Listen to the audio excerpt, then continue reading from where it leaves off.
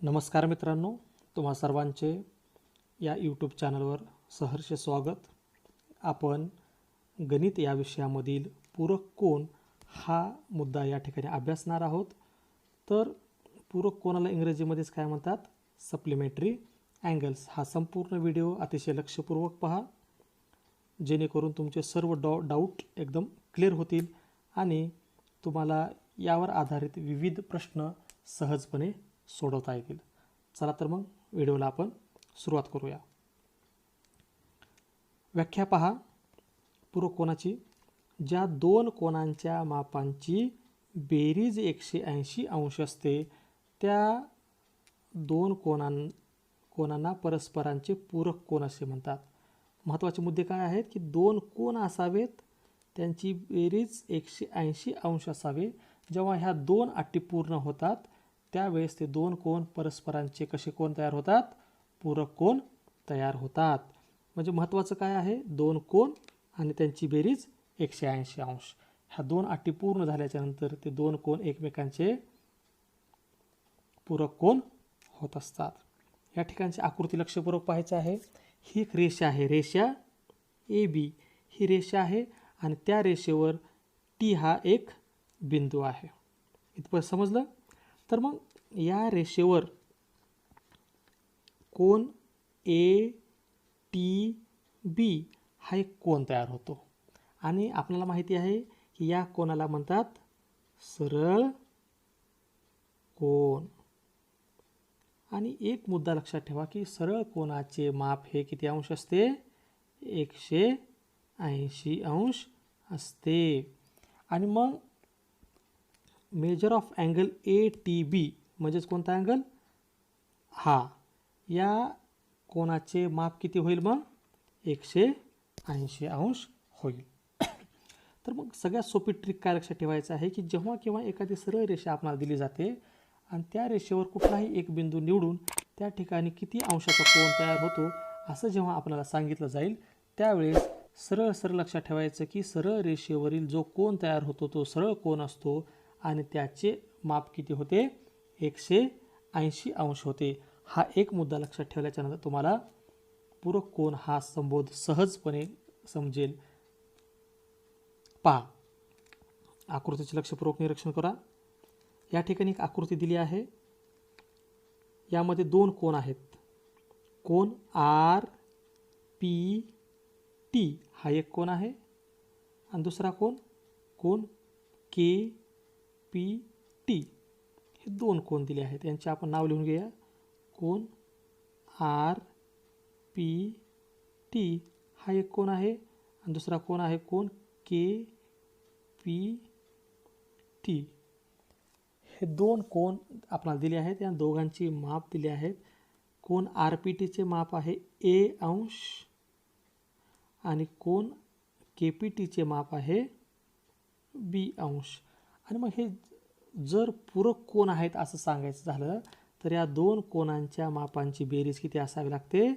180 अंश असावी लागते. म्हणजेच A अंश आणि B अंश या दोघांची बेरीज किती यायला पाहिजे? 180 अंश यायला पाहिजे. जर अशी बेरीज 180 अंश आली तरच हे दोन कोन म्हणजेच कोन RPT आणि कोन KPT हे दोन कोन एकमेकांचे पूरक कोन आहेत असं आपण सांगू शकतो. या ठिकाणी पहा मागच्या आकृतीमध्ये तुम्ही लक्ष जर पाहिलं असेल तर हे काय होते? दोन्ही कोन एकमेकांना, हे पहा हा कोन RPT आणि कोन KPT हे दोन्ही कोन एकमेकांच्या लगत आहेत. मात्र आता या पुढच्या आकृतीमध्ये तुम्ही जर लक्ष देऊन पाहिलं तर या ठिकाणी आपण नाव देऊया सुरुवातीला A, B आणि C आणि ह्याला नाव देऊया P, Q आणि हा R. तर पहा कोन AB आणि हा C. तर या कोन ABC मध्ये आणि कोन PQR मध्ये दोन वेगवेगळे कोन आहेत. दोघांचे बिंदू वेगळे आहेत. म्हणजे ABC यामध्ये शिरोबिंदू हा B आहे आणि कोन PQR मध्ये Q हा शिरोबिंदू आहे. दोन शिरोबिंदू वेगळे, त्यामुळे दोन कोन वेगळे. तरी देखील हे दोन कोन एकमेकांचे पूरक कोन होऊ शकतात जर दोघांची बेरीज 180 अंश आली असेल तर. या कोनांची माप पहा. या पहिल्या कोनामध्ये 130 अंश बेरीज दिली आहे, अंश माप दिलं आहे, आणि दुसऱ्या कोनाची माप दिलं आहे 50 अंश. जेव्हा आपण या दोघांची बेरीज करू तेव्हा त्या दोन्ही कोनांच्या मापाची बेरीज किती येते? 180 अंश येते. म्हणजे हे दोन्ही कोन एकमेकांचे कसे आहेत? पूरक कोन आहेत. पण हे लगतचे कोन आहेत का? नाही, हे वेगवेगळे दोन कोन आहेत. तरी देखील हे कसे आहेत? सप्लिमेंटरी अँगल्स आहेत, म्हणजेच पूरक कोन आहेत. आता खाली पहा, या ठिकाणची आकृती आहे, याला नाव देऊया आपण, आणि हा डी बिंदू होईल या ठिकाणी. ओके, तर पहा, कोन CBA आणि कोन DBA या दोघांचा शिरोबिंदू एक कॉमन आहे, तो म्हणजे B आहे. बरोबर. तर मग कॉमन शिरोबिंदू असताना, सामायिक शिरोबिंदू असताना देखील दोन परस्परांचे पूरक कोन होऊ शकतात. फक्त अट काय आहे की दोन कोन असावेत. या ठिकाणी दोन कोन आहेत. CBA हा एक कोन आहे, दुसरा कोन आहे DBA. दोन कोन आहेत. पहिली अट पूर्ण झाली. दुसरी अट काय आहे? दोघांच्या कोनांच्या मापांची बेरीज 180 अंश असावी. या ठिकाणी पहा, कोन CBA याचे माप दिले आहे 110 अंश. बरोबर. आणि कोन DBA याचे माप दिले आहे किती अंश? 70 अंश. तर मग या दोघांची जेव्हा आपण बेरीज करू तेव्हा पहा किती बेरीज येते? 180 अंश. म्हणजे दोन्ही अटी पूर्ण होतात. एक पहिली अट कोणती? दोन वेगवेगळे कोन आहेत. दुसरी अट कोणती? दोघांच्या कोनांच्या मापाची बेरीज 180 अंश असली पाहिजे आहे. म्हणून कोन CBA व कोन DBA हे एकमेकांचे पूरक कोन आहेत. दोन्ही आकृत्या लक्षपूर्वक पहा. दोन्ही आकृत्यामध्ये वेगवेगळ्या आहेत, तरी देखील त्यामधील जे कोन दिले आहेत हे एकमेकांचे कसे आहेत? पूरक कोन आहेत. पुढच्या आकृतीवरून आपण पाहूया. अजून हा कन्सेप्ट लक्षपूर्वक समजून घेऊया. पहिली आकृती पहा, ही आकृती. या आकृतीमध्ये दोन वेगवेगळे कोन दिले आहेत आणि दोन कोनांचे माप देखील या ठिकाणी दिले आहेत. हा एक कोन, हा एक कोन, असे दोन कोन आहेत. या कोनाचे माप दिले आहे 60 अंश, दुसऱ्या कोनाचे माप दिले आहे 120 अंश. तर मग ह्या दोघांची जर बेरीज केली आपण, म्हणजे पहिल्या कोनाचे माप 60 अंश, दुसऱ्या कोनाचे माप 120 अंश, आणि ह्या दोघांची जेव्हा आपण बेरीज करू तेव्हा किती बेरीज येते? 180 अंश येते. म्हणजे हे दोन कोन एकमेकांचे कसे आहेत? पूरक कोन आहेत. समजला हा मुद्दा? आता या आकृतीमध्ये तुम्ही जर लक्षपूर्वक पाहिलं तर काय दिसून येते की दोन वेगवेगळे कोन आहेत. म्हणजे दोन कोनांच्या आकृत्या वेगवेगळ्या आहेत आणि एकमेकापासून दूर आहेत. म्हणजे दोघांचा शिरोबिंदू जो आहे तो कसा आहे? भिन्न आहे. आता या आकृतीमध्ये जर तुम्ही लक्षपूर्वक पाहिलं तर दोघांचा शिरोबिंदू हा कसा आहे? सामायिक आहे, कॉमन आहे. तर मग या ठिकाणी कोन वेगळे जरी असले, बिंदू सामायिक जरी असला, तरी देखील दोघांच्या मापांची बेरीज 180 अंश येते का ते पाहणं महत्त्वाचं आहे. पहा, या ठिकाणचा कोन 130 अंशाचा, याचे माप 50 अंश, दोघांची करा बेरीज, बेरीज येते 180 अंश. म्हणजेच हे 130 अंशाचा कोन आणि हा 50 अंशाचा कोन, म्हणजे हा एक कोन आणि हा दुसरा कोन, हे दोन्ही कोन परस्परांचे पूरक कोन आहेत. लक्षात आलं? मग दोन अटी लक्षात ठेवायच्या आहेत. एक तर दोन कोन असावेत आणि दुसरं त्यांच्या मापांची बेरीज 180 अंश. चला तर मग अजून एका आकृतीद्वारे आपण पूरक कोनाचा कन्सेप्ट समजून घेऊया.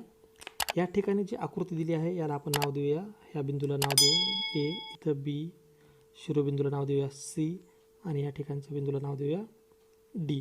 ओके. तर मग आकृतीमध्ये जे कोन आहेत त्या कोनांची नावे आणि कोनांची मापे लिहून घेऊया.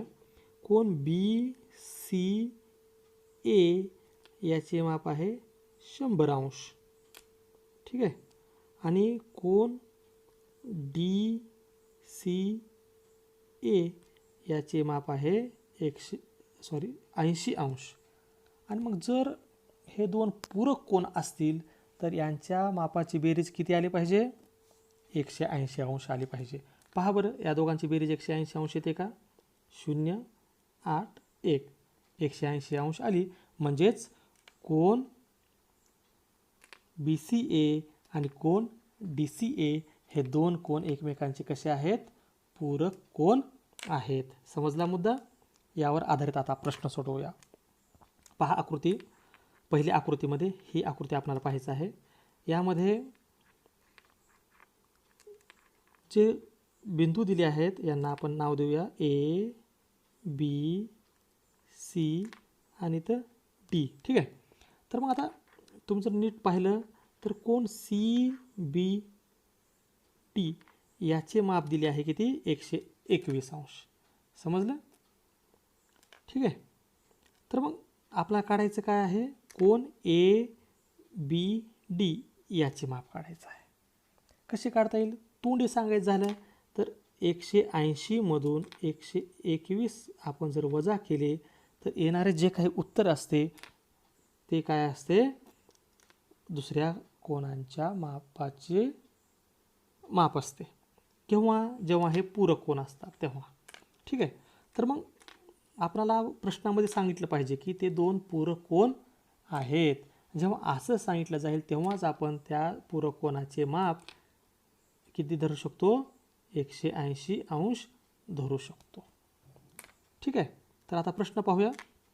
या ठिकाणी आपण नाव काय दिलं होतं? ए, बी, सी आणि डी. तर मग measure of angle C B D बरोबर किती आहे? 121. आणि measure of angle A B D आपल्याला माहिती नाही, काढायचं आहे. तर मग कसं काढता येईल? हे दोन पूरक कोण आहेत. अँगल सी बी डी आणि अँगल ए बी डी हे दोन्ही कोण परस्परांचे कसे आहेत? पूरक कोण आहेत. मग जेव्हा पूरक कोण असतात तेव्हा आपण लक्षात ठेवायला पाहिजे की त्या दोघांची बेरीज 180 अंश असते. म्हणून सरळ सरळ 180 मधून 121 हे कोणा दिलेल्या कोणाचे माप वजा केल्याच्या नंतर येणारे जे उत्तर आहे ते अंशामध्ये राहील आणि हे उरलेल्या कोणाचे माप असते. म्हणजेच measure of angle A B D याचे माप किती असेल? 59 अंश असेल. हा मुद्दा समजला? पुढच्या उदाहरणामधून अजून थोडं समजून घेऊया. हे पहा, एम टी हा शिरोबिंदू असेल आणि के आणि हा पी बिंदू. म्हणजे अँगल के टी पी याचे माप किती दिले आहे? 28 अंश दिले आहे. आणि आपल्याला कोणाचे काढायचे माप? Measure of angle M T P याचे आपल्याला माप काढायचे आहे. ओके. हे दोन्ही कोण म्हणजेच कोण के टी पी, कोण एम टी पी हे दोन्ही कोण एकमेकांचे कसे आहेत? पूरक कोण दिले आहेत. मग जेव्हा पूरक कोण दिले असतात तेव्हा त्या पूरक कोणाच्या मापाची बेरीज किती असते? 180 अंश असते. हा मुद्दा समजला? तर मग काय करायचं आहे आता? दोघांची बेरीज 180 अंश आली पाहिजे. ही अट या ठिकाणी पूर्ण करण्यासाठी आपणाला दिलेले जे कोणाचे माप आहे या कोणाचे माप 180 मधून वजा करायचे आहे. जेव्हा आपण 180 मधून वजा करू तेव्हा जे काही उत्तर येते ते उत्तर कशाचे असले पाहिजे? उरलेल्या कोणाचे. तर मग या दोघांची जेव्हा आपण वजाबाकी करू तेव्हा उत्तर किती येईल? 152 अंश. मग हे 152 अंश कशाचे माप आहे? Measure of angle M T P याचे माप आहे. ठीक आहे. पुढे पहा, अजून एक आकृती आहे. या आकृतीमध्ये आता तोंडी सोडवायचं आहे आपल्याला. आकृतीमध्ये हा जो कोन दिला आहे या कोणाचे माप आहे 61 अंश आणि आपल्याला हा बाजूचा कोन काढायचा आहे. हे दोन्ही कोन एकमेकांचे पूरक कोन आहेत. तर मग आता मला सांगा, पूरक कोणाचे माप किती असते?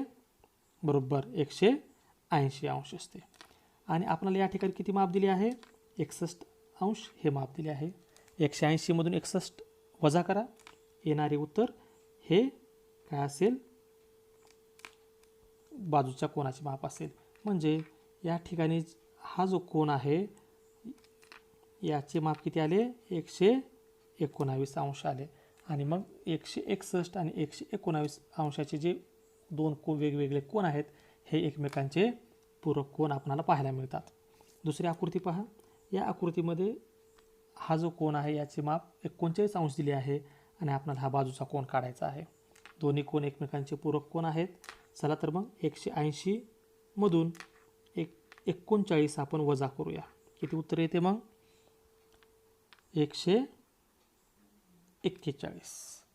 आता 180 मधूनच का वजा करायचे ह्याचं उत्तर आपल्याला माहिती पाहिजे. 180 मधून का वजा करायचे, कारण 180 हे काय आहे, पूरक कोनांच्या मापांची बेरीज आहे. बरोबर आहे. तर मग 180 हा 41 अंशाचा कोन आणि 180 मधून 39 वजा केल्यामुळं हा जो बाजूचा कोन आहे हा 141 अंशाचा कोन राहील आणि हे दोन्ही कोन एकमेकांचे पूरक कोन आहेत. आता आपल्याला प्रश्न कशा प्रकारचे येऊ शकतो परीक्षेमध्ये, कधी कधी आकृती न देता देखील नुसतं कोनाचे माप दिले जाते आणि त्यावरून पूरक कोनाचे माप आपल्याला काढायला सांगितले जाते. या ठिकाणी पहा, एक प्रश्न दिला आहे, 85 अंश या कोनाच्या पूरक कोनाचे माप काढा. शब्द महत्त्वाचा आहे, लक्षपूर्वक वाचा की पूरक कोनाचे माप काढायचं आहे.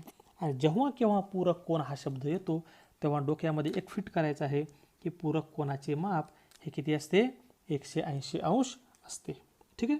तर हा प्रश्न सोडताना काय करायचं आहे की समजा पूरक कोनाचे माप हे पी मानायचे आहे. पूरक कोनाचे माप काय मानायचे आहे, पी मानायचे आहे. ओके. तर मग 85 दिलेल्या कोनाचे माप आणि दुसऱ्या कोनाचे माप आपण काय समजलं आहे, पी समजलं आहे. मग 85 अधिक पी बरोबर 180 हे समीकरण तयार करायचं आहे. आता 180 का लिहायचं, कारण आपल्या प्रश्नामध्ये सांगितले आहे पूरक कोनाचे माप, म्हणजेच पूरक कोनाचे माप हे 180 अंश असते. म्हणून 85 अधिक पी बरोबर 180 हे लिहायचं. एवढं समजलं. तर मग आता हे समीकरण सोडवत असताना काय करायचं आहे की फक्त बरोबर चिन्हाच्या एका बाजूला संपूर्ण अक्षर शिल्लक ठेवायचे, दुसऱ्या बाजूला संख्या असाव्यात. म्हणून या ठिकाणी सुरुवातीला 85 आहे, धन 85 आहे, याच्या विरुद्ध संख्या इथे लिहिली ऋण 85. मग या बाजूला डाव्या बाजूला ऋण 85 आपण क्रिया वापरली, शब्द संख्या वापरली, म्हणून उजव्या बाजूला देखील ऋण 85 ही संख्या वापरायची. आणि मग जेव्हा आपण क्रिया करतो तेव्हा 85 मधून 85 गेले, 0 उरले. मग या डाव्या बाजूला फक्त पी हे अक्षर उरले आणि उजव्या बाजूला 180 वजा 85 या दोन संख्यांच्या वजाबाकीच्या क्रियेमधून किती उरते, 95 उरते. आणि 95 म्हणजेच 85 या कोनाच्या पूरक कोनाचे माप आहे. त्यामुळे आपले उत्तर किती येईल 95 अंश उत्तर येईल. अशा प्रकारे स्वतः वेगवेगळे प्रश्न तयार करा, वेगवेगळ्या कोनांचे माप घ्या, त्यावरून पूरक कोनांचे माप काढा. तर मग आतापर्यंत आपण जो पूरक कोनाचा विचार केला, पूरक कोनाचा अभ्यास केला, त्यावर आधारित काही मुद्दे आहेत. हे आपणाला जर समजले व्यवस्थित तर आपणाला पूरक कोनाविषयी संपूर्णपणे अभ्यास कळाला असं आपण म्हणू शकतो. पहा, पहिला मुद्दा काय आहे, दोन काटकोन परस्परांचे पूरक कोन असू शकतात. सर्वप्रथम एक मुद्दा लक्षात ठेवा, पूरक कोन जेव्हा केव्हा शब्द येतो तेव्हा आपणाला एक मुद्दा लक्षात आला पाहिजे की दोघांच्या मापांची बेरीज किती असते, 180 अंश असते. हा मुद्दा कायमचा डोक्यामध्ये कोरून ठेवायचा आहे. आणि मग यावर आधारित काय म्हणतात, पहिलं वाक्य काय म्हटलं आहे पहा, दोन काटकोनाचे माप किती असते सांगता येईल, 90 अंश असते. बरोबर. मग दोन काटकोन म्हणजे दोन काटकोन 90 अंश अधिक 90 अंश, दोघांची बेरीज किती येते मग 180 अंश. मग दोघांची बेरीज जेव्हा 180 अंश येते तर पूरक कोनांच्या मापाची बेरीज देखील 180 अंश येते. म्हणजे दोन कोन हे काटकोन हे परस्परांचे पूरक कोन असू शकतात का, हो असू शकतात. पहिलं वाक्य, पहिला विधान, पहिला प्रश्न समजला.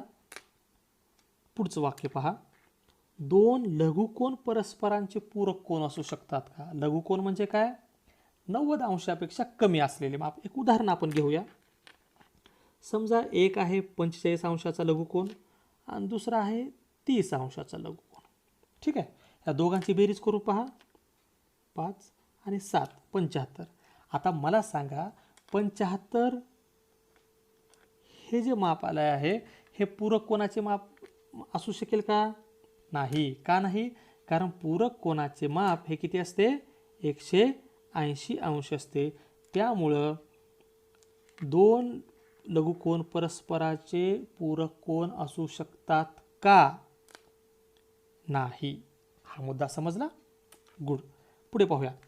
एक लघुकोन व एक विशाल कोन परस्परांचे पूरक कोन असू शकतात का? हा मुद्दा आपल्याला काय करायचा आहे? समजून घ्यायचा आहे. तर मग आता पहा, एक लघुकोन घ्यायचा आहे आणि एक विशाल कोन घ्यायचा आहे. तर मग आता लघुकोन आपण घेऊया 60 अंश. ठीक आहे. आणि एक विशाल कोन घेऊया. विशाल कोन म्हणजे काय? एक 90 अंशापेक्षा मोठा कोन. 120 अंश घेऊया विशाल कोनाचे माप. जेव्हा दोघांची बेरीज करू तेव्हा दोघांची बेरीज किती येते? 180 अंश येते. आणि आपल्याला काय पाहिजे? पूरक कोनाचे माप 180 अंश जर असेल तर ते परस्परांचे पूरक कोन असतात हे आपल्याला माहिती आहे. म्हणून या लघुकोन आणि विशाल कोनांच्या मापाची बेरीज 180 अंश आली.